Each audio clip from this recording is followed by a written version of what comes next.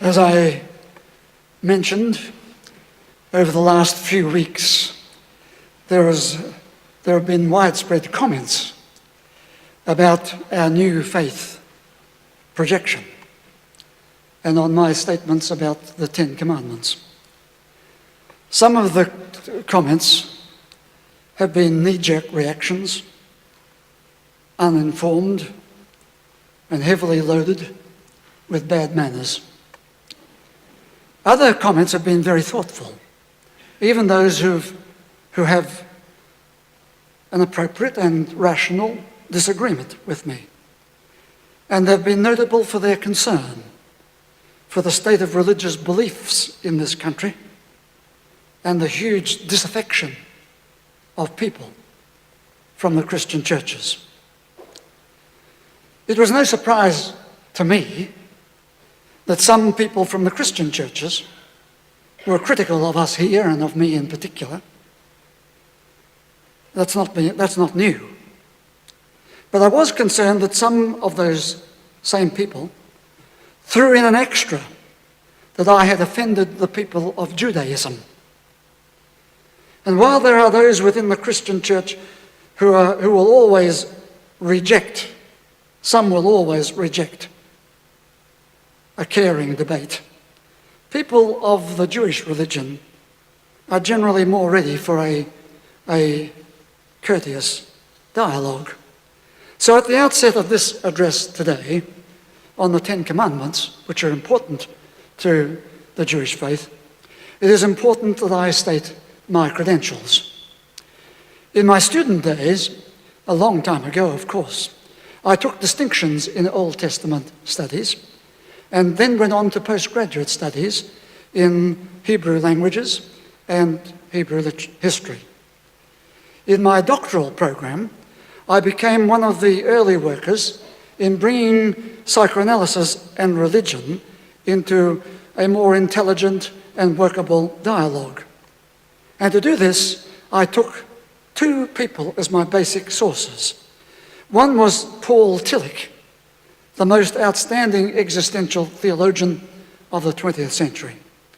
And the other was Martin Buber, also in the 20th century, the most highly regarded Jewish scholar and expounder of Hasidim in the Jewish faith. When he died, I was invited to deliver one of the memorial lectures for him. In the ensuing decades of my career, I have continued to keep informed in the areas of interfaith. I am abreast with many writings of modern Judaism and have great respect for their beliefs, their traditions, and their rituals. But there is a fact that the Christian religion has taken its own course with its own beliefs, traditions, and rituals. And the two are different at many significant points. But basic to both religions is what is called the covenant. The covenant is the basic promise of God as we read it in the scriptures. The promise of God to be a caring, protective God. And the corollary is the people's promise to be a caring, worshipping people. Thereafter, differences emerge. Simply put, early Judaism, the early Hebrew faith, saw their God as a talking God, whereas Christianity saw their God, the early Christianity, saw their God who would be found in spirit. Both religions saw their God as a presence, a mysterious presence that seemed to call them to be better people. The Christian theologian Paul Tillich, in his debate with Albert Einstein back in 1940, said, "We can think of God in symbolic and personal terms, but God is not a person." And he went on to say the personal God is a symbol, not an object, as we tend to make God to be. We have seen the propositions that human beings have a need to believe. But what will they believe? And would that be dominated by fear or by the energies of hope? Would it be dominated by irrationality and primitive thought, or by an evolving intelligence and an informed ongoing searching? Would it be dominated by the boredom that is frequently part of theological discussion, or by the excitement and vitality of an evolving new faith that emphasises the ongoing search for health and wholeness as part of that faith?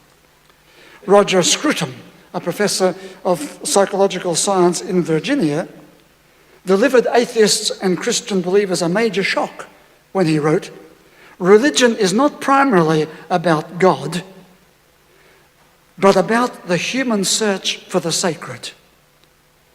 Critical to the early awareness of the Moses period, and long before, was the need to stand quietly before the sense of the sacred in human life. So in this context, I turn to the Ten Commandments. And for those who do not know where they are, and many people I discover do not, and I don't criticise anyone for that, but I've noticed that many people who have said that the Ten Commandments are so important, I've said, well, would you show me where they are? And they didn't know whether they were in the Old Testament or the New, and certainly didn't know which book they were in. So let me tell you, they occur twice in the main, first in Exodus chapter 20, and then in Deuteronomy chapter 5. Some were apparently shocked that I said they were the most negative document ever written. Some thought this was outrageous because it indicated that I was saying they were not to be believed, when I said nothing about believing them or not believing them. Others reasonably queried whether I could use the word most, and of course that is open to a necessary justification. Now, while I certainly don't have any intention of denigrating the Ten Commandments as a sacred symbol of the Jewish Torah and the Old Covenant, I say that they are negative, and most negative, for the following reasons.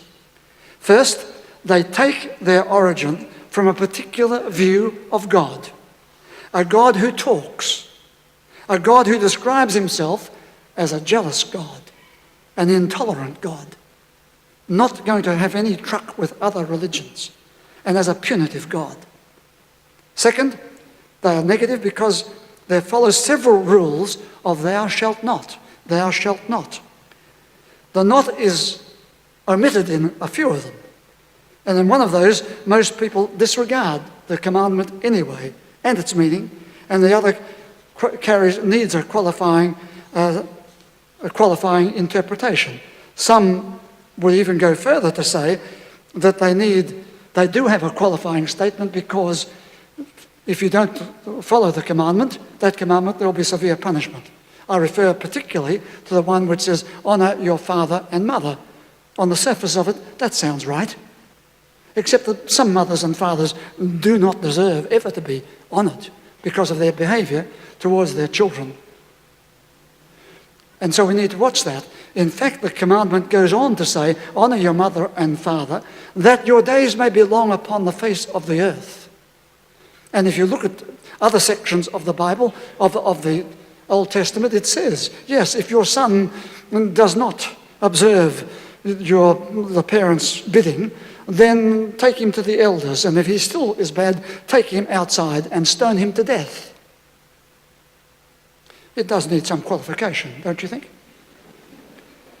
Human parents, yesterday, would you believe it? At one stage I stepped out for a brisk walk in the sunshine. In one street oozing with affluence, there was a small lad, not much more than 3 years of age, and he was walking along the low fence of his garden. And his mother suddenly appeared and said, Duncan, come here. Now, before he could lift his eyes, she followed up with the next commandment, Duncan, come here or you'll know what you'll get. Duncan knew, I think, what he would get. So he delayed just 2 breaths longer. And then he ran to his mother, and she forthwith walloped him. And she said, now you see, come when you're asked. And she did that with me standing there watching. Can you honour parents who behave badly? Sadly, some people have taken their religion this way, you see. Like Duncan, they have done nothing wrong, but they've still copped it.